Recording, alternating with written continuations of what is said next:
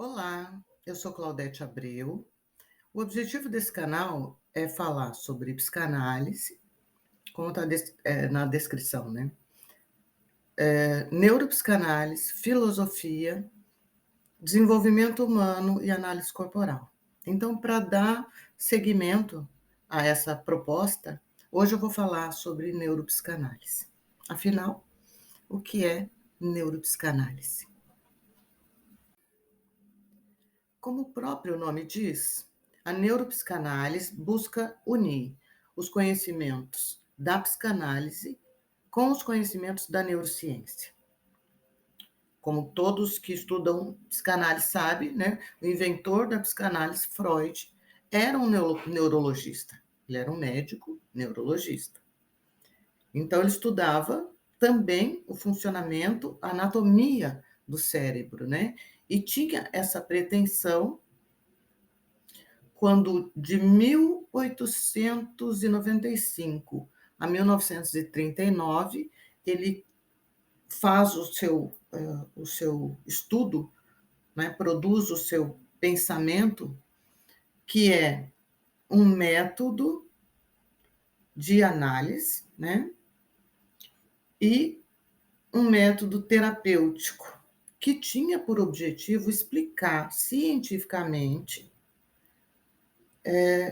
os processos mentais.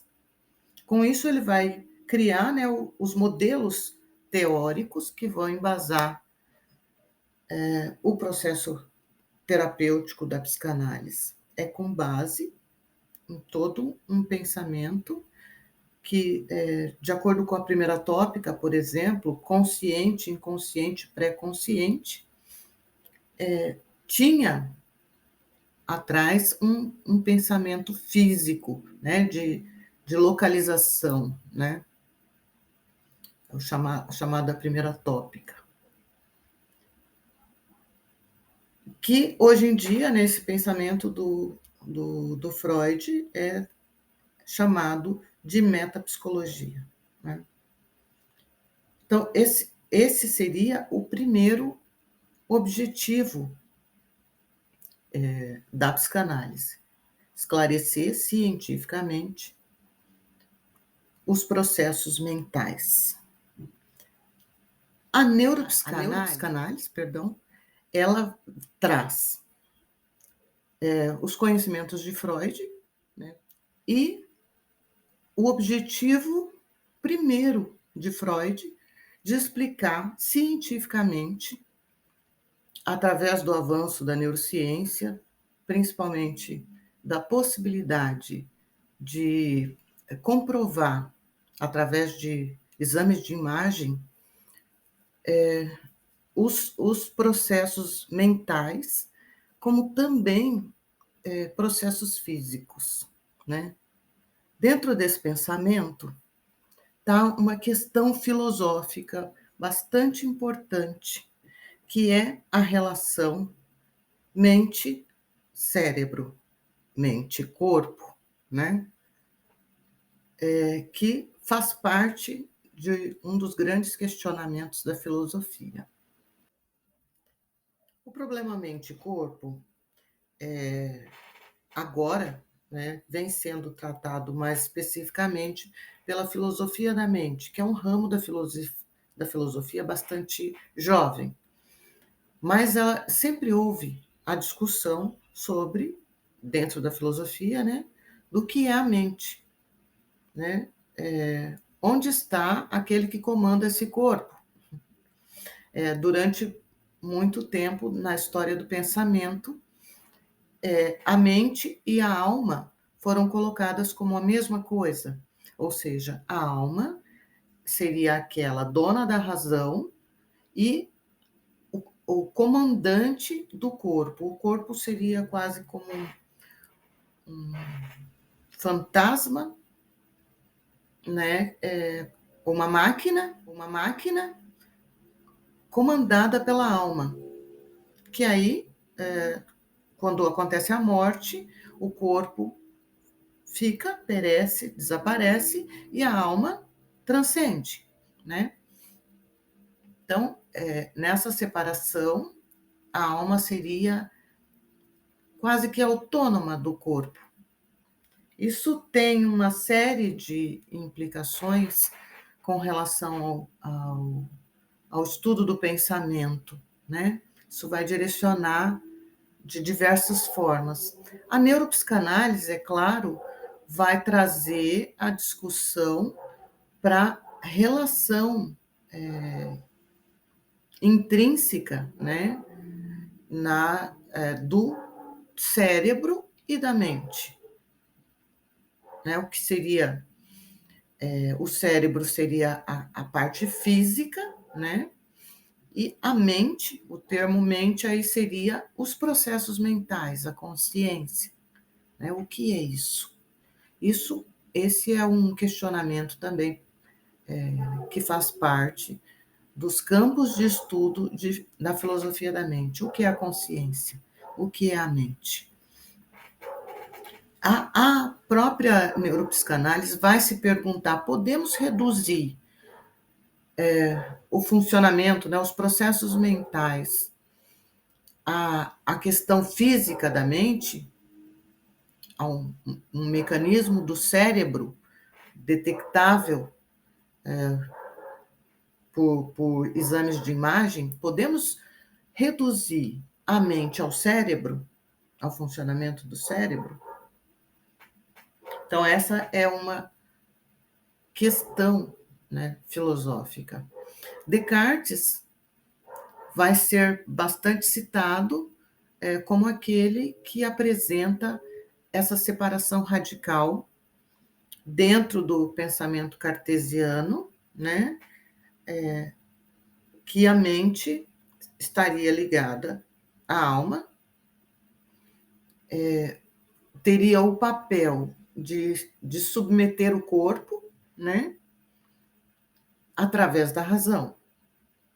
A razão seria soberana, ou seja, através da reflexão, o homem conseguiria o controle absoluto sobre a sua vida, sobre as suas ações e sobre, né, a sua expressão no mundo.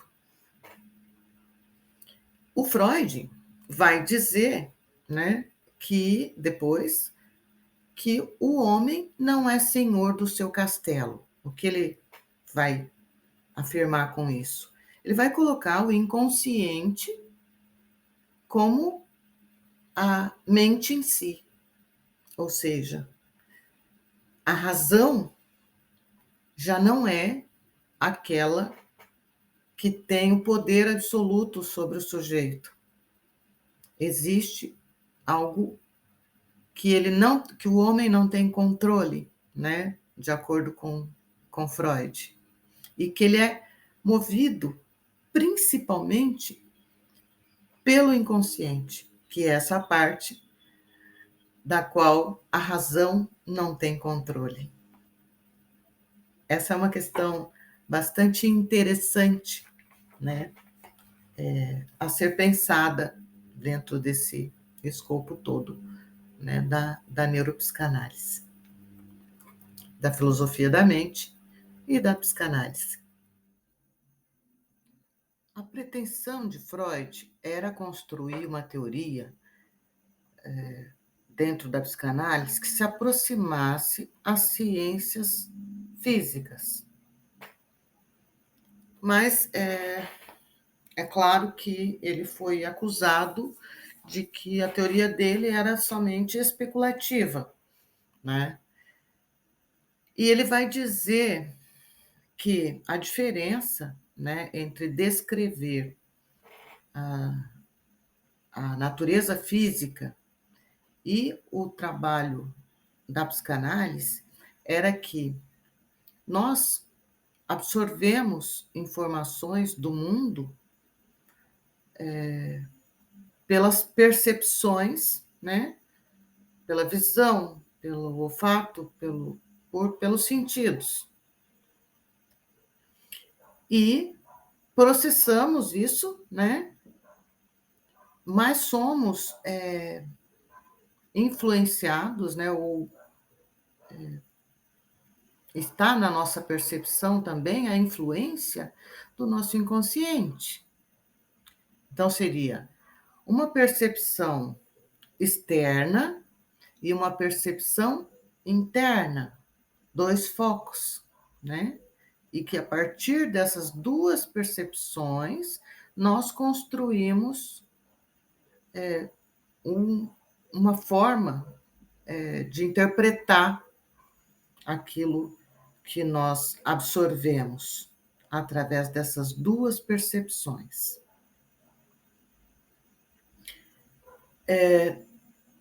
Tudo que eu estou falando sobre a neuropsicanálise, eu sei que é bastante profundo e complicado. Mas, e vamos ter que fazer outros vídeos para esclarecer.